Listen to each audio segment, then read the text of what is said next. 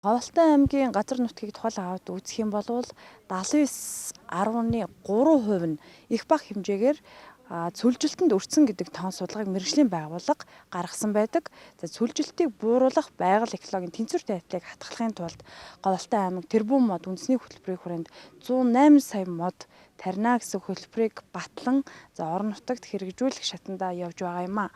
Говьлтан аймгийг тухайлан үзэх юм бол нийт нутаг дэвсгэрийн 10 гаруй хувь нь ойтой гэж үздэг. 5 сумд шинсээ байдаг бол 11 сумд заган ойтой гэж үздэг. Тэрбум мод үндэсний хөтөлбөрийн хүрээнд говьд ургадаг шинс заган ойг үржүүлэх тал дээр онцгойлон анхаарж байгааг аймгийн байгаль орчин аялал жуулчлалын газраас мэдээлэл хэлж байгаамаа. Энэ жилийн тухайд бол нэмж тариалалт хийлгүүгээр нүхэн сэргээж арчилгаа тал дээр илүүтэй анхаарч 8,000 модыг нүхэн тарилаа гэдэг мэдээллийг бидэнд өгж байгаа юм.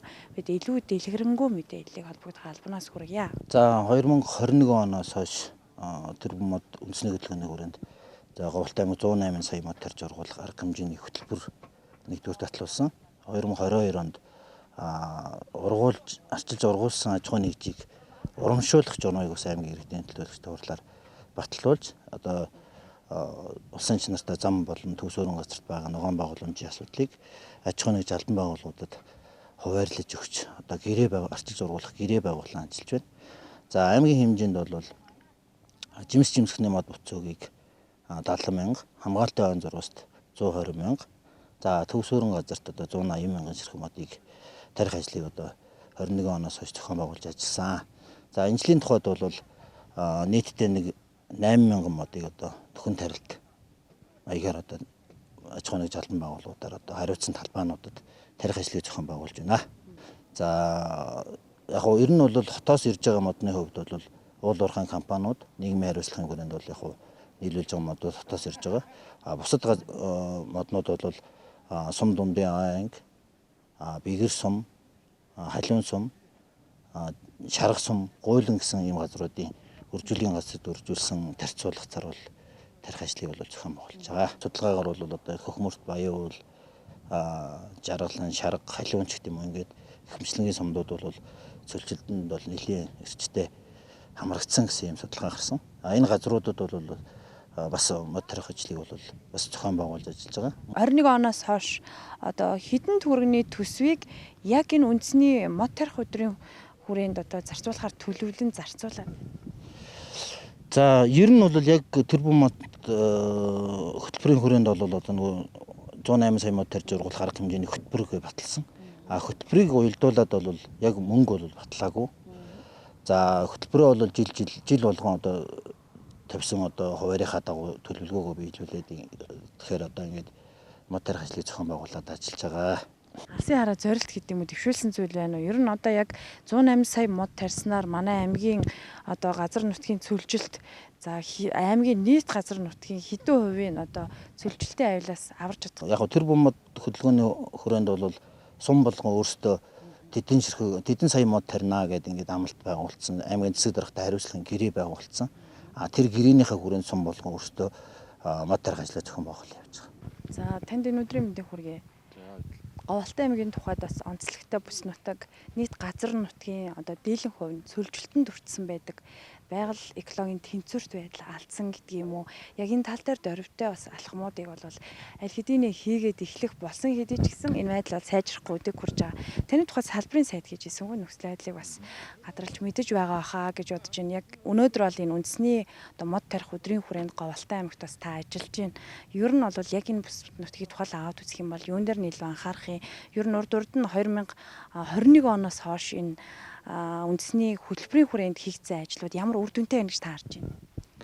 За Монгол улсын хэмжээгээр өөрийн чи хэлсэн сая цөлжилт болон газрын дөрөлтлөөс цаг уурын уур амьсгалын өөрчлөлтөөс нэлээд нөлөөлөд байгаа. За энэтэй тэмцэхэд бол бид аль болох модлог ургамлыг илүү их тарих шаардлага үүсэж байгаа. За энэ бол цаашдаа бид нар хүмүүсийн хэлдэг эзгүй гэхээр мод тариад мод өхүүлээд байна, тариа алаад байна гэдэгтээ тэмцэх гол арга нь бол сүүлийн жилүүд төвсөрөн газрыг түшгэлж мод ногоон байгууламжийг илүү ихээр бий болгож байгаа. Энэ бол услгааны системтэйгээ хашаа ороотой ингээд аль болох модыг өхүүлэхгүй байх амьдрах чадрыг нэмэгдүүлэх чиглэлээр ажиллаж байгаа. Үүний өрөөнд бол өнөөдөр Говьлтан аймагт Эгийн 9 бүлэг суманд нийтээ 8000 гаруй модыг одоо нөхөн сэргээлт болон шинээр тарьж хагаад одоо гар бие оролцож бас орой нэг хэсэг мод тарилаа.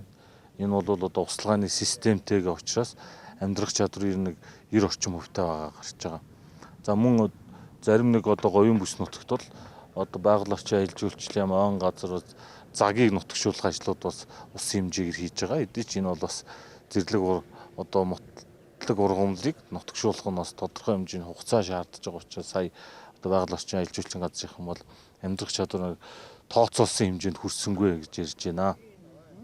Тэгэхээр ер нь цаашлаад модыг яг ургуулхад эзэмжүүлэх нь чухал хэдий ч гэсэн энэ сүлжилтийг бууруулах, экологийн тэнцвэртэй байдлыг хатгалах сүлжилтэнд бэлчээр нутгийн 79.5% нь говьалтай аймаг өртсөн байдаг.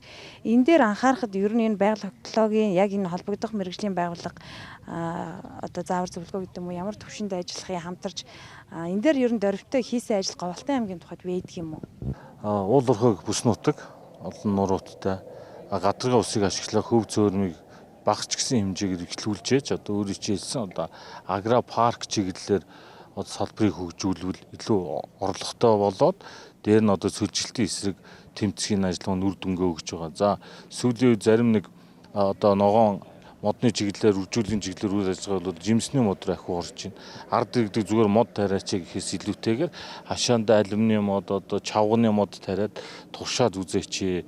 Эхний одоо туршилт хийж байгаа зарим суурин газрууд бол нэг 85%-тай 5 дахь жилдээ одоо алюминий мод тарьсан эхнийх нь одоо гарч эхэлж байна. Бас шууд одоо бусад чацарган болон өхрийн нүчигд ороо үр жимсээ өгдөг юм байна. Бас их арчилгаа шаардж байна гэж ярьж байгаа. Тийм учраас ард иргэд маань мод тарихтаа бас үр өгөөжийг авдаг жимсний модыг түлхүү хашаандаа тариул бас энэ ногоон болгож байгаа ойжуулалтад нэмэр болох байхаа гэж бодож байна. За мөн ерөнхий улс орны сургуулийн эко клубын хүүхдүүд маань сургуулийнхаа одоо хашаан дотор бас жимсний мод тариул одоо илүү үр дүнтэй илүү бас боломж олж байгаа гэдгийг бас хэлхийг одоо хүсэж байна. Баруун бүс нутгаа тухайлаа аваад үзье. Хувьд увстай харьцуулаад үзэх юм бол говьалтай аймгийн энэ үндэсний хэмжээнд хэрэгжиж байгаа хөтөлбөр ямар төвшөнд байна?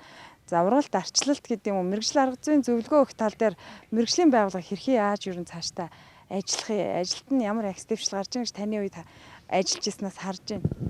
За Монгол Улсын засгийн газраас одоо ойн газрыг байгуулснаар тэрбум модны хөдөлгөөнийг эрчимжүүлж байгаа. За тэрбум модны одоо энэ аяны хүрээнд энэ төслийн хүрээнд сүүлийн одоо 3 жил түлхүү шинжлэх ухааны одоо чиглэлээр ажиллаа.